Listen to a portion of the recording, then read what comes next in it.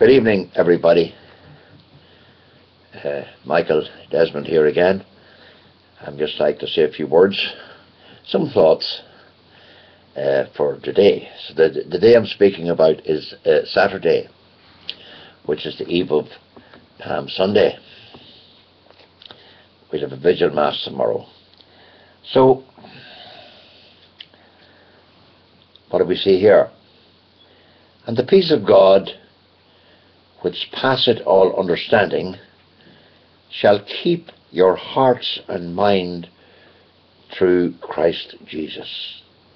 Philippians chapter 4, verse 7. Well, what does that mean?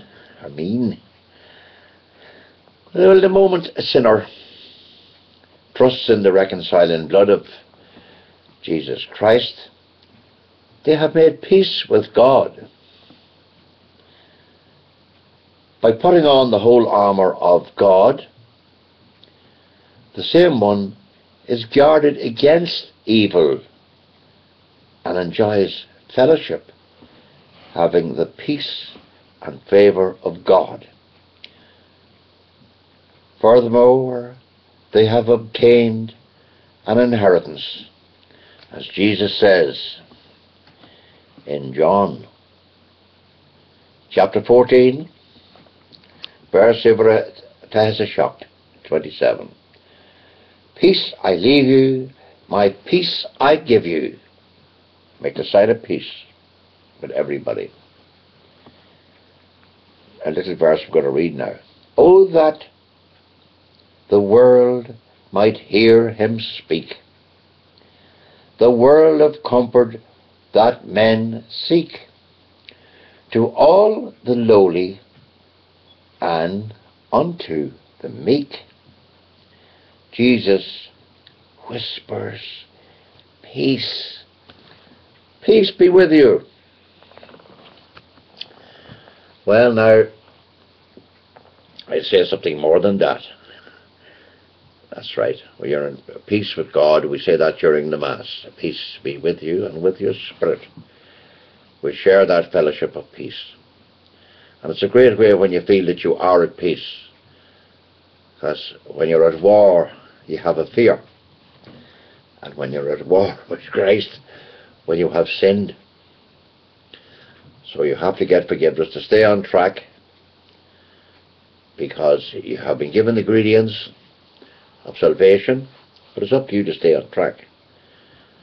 You're not entirely saved until if you break his commandments and go like a villain. But if you're properly saved, you probably won't do that. But always remember, be sure, not sorry. Keep the commandments, share the Beatitudes. That means look at the love of Christ, helping the poor, the needy, and use a bit of common sense. So with that, we have people dying every day, and it's very sad to see so many suicides in Ireland and shootings in Dublin. But I often wonder, is it going to get worse? I don't wonder, I feel it will, because the government are actually keeping the elite happy. An elite would say nothing wrong. A businessman is usually out to make a profit. And the bigger the businessman, if he's a multinational, he wants to make the most profit where he can make it. He is not going to worry what happens. So, you often heard it said, when you put a beggar on horseback, he rides to hell. Well, we had a lad called Enda, and he was a primary teacher. No harm in that. But he's really riding to hell now with the big men. And I just see in a little caption come out, I thought it was very funny, because I'm very, not easily amused, but I look at the light side of things. He was kissing what they call the backside, or arse, as we know in local dialect here, of a caption of Angela Merkel. Now, I don't know whether he sent this out himself. A guy come to me. But I thought it funny, and he also had the Nazi tattoo on his arm, and the German national anthem was played with it, along with the German flag. Now this evening I heard a gentleman speaking in a bishop down in Carlow, an independent bishop, and he spoke very well in his own local dialect when he said no one gives a hoot about anyone. Well, that is possibly two he was making out, but he's talking about the landlords. But I hope this gentleman hasn't forgot that the landlords have returned, maybe not in the same type of shape as they were before. Landlords have returned here because Vodafone is owned by not an Irish company. We look at all the different companies in Ireland without naming just Vodafone. They're all been sold. We're talking of selling off the aircraft company. So that's the same. What's the difference? They're landlords. It's taking money out of your economy. So this is a thing. We're supposed to love our neighbours. It doesn't mean that we'd have to lie down. We have to stick up for justice too. We have to have fair. We can't have people starve. And with these water charges, that's what it basically boils down to. Like £60 to someone that can't keep up with what they have at the moment. It's a lot of money. And there's no £100 grant, because you have to be able to prove that you spend it in doing something to cut out water. So I wonder would many people now start putting in their own well. I don't know, but that 260 making out you have £100 grant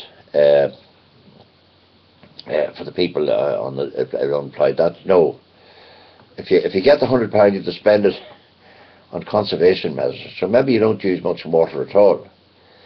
We'd have an awful lot of coloured people in Ireland, possibly soon, and there will be native coloured people that were white, because they won't be washing themselves. If water gets as scarce as it is, and washing your teeth, when I heard a teacher saying something like that one day, I said to myself, is this real? And then I see him kissing a backside, licking it, and she says, oh, that's lovely, Enda. I'll send a picture on to you, and maybe I'll send it up to Mr. Kenny and see that he write it or compose it or what, but it's very, very like him. I'm not saying who said it, but it was sent to me. I don't mind what's sent, but it's amazing what happens. The poor are being rid in this country, literally bled.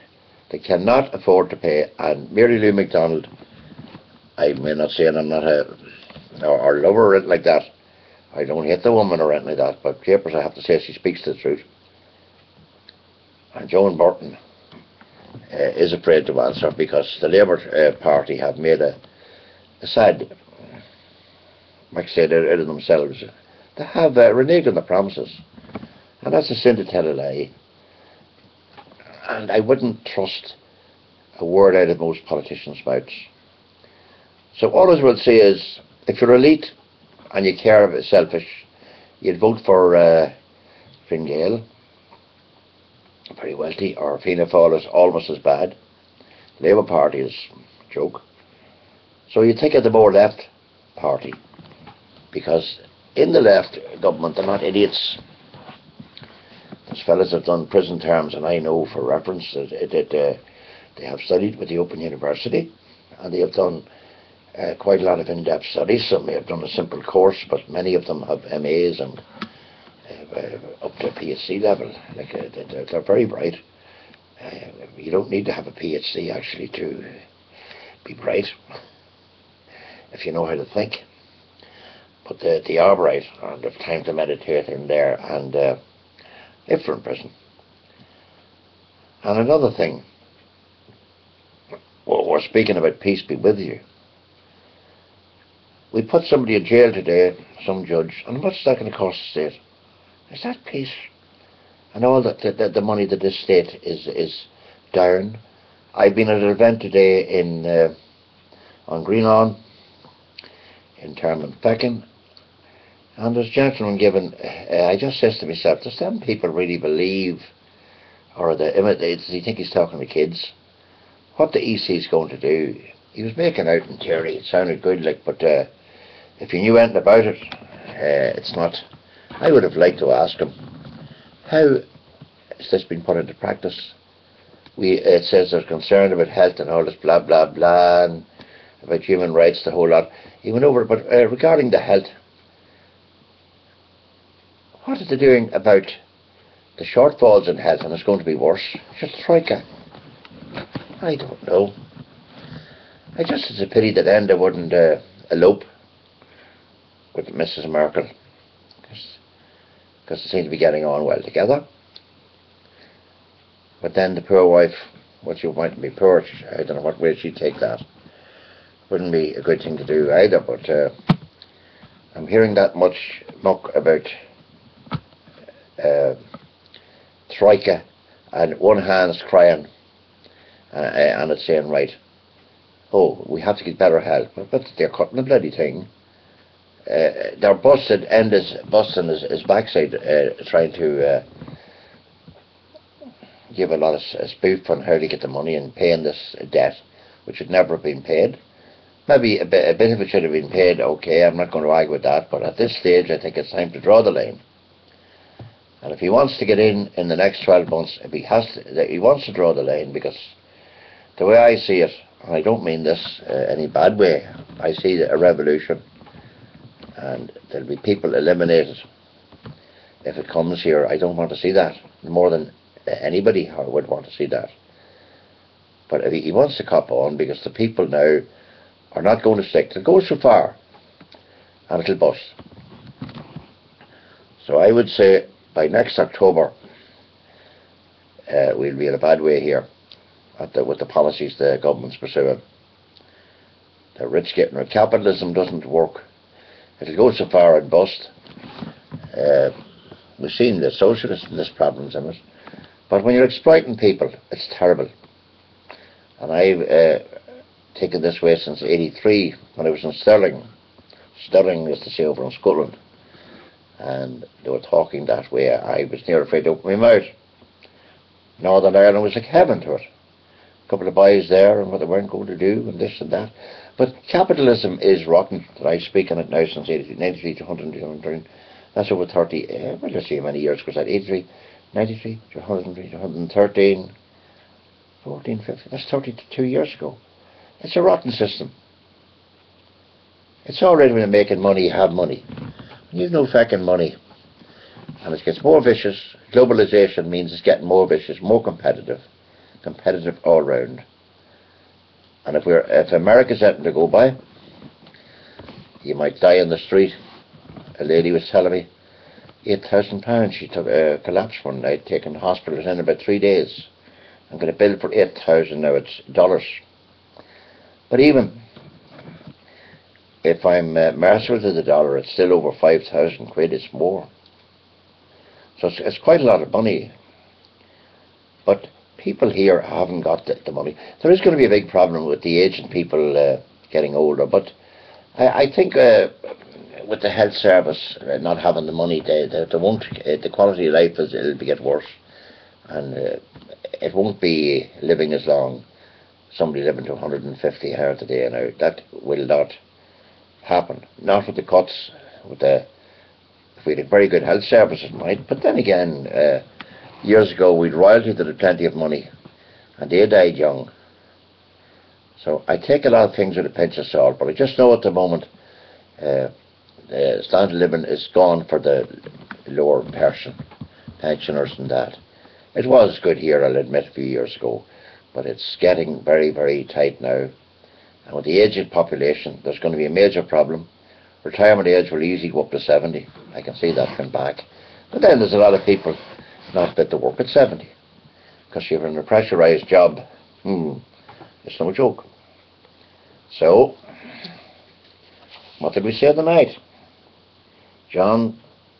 Jesus says to John, peace I leave with you, my peace I give unto you. Oh, that the world might hear him speak, the word of comfort that men seek, they all, the lowly and unto meek. Jesus whisper peace. Remember, friends, there are no pockets in the shroud that you may walk it.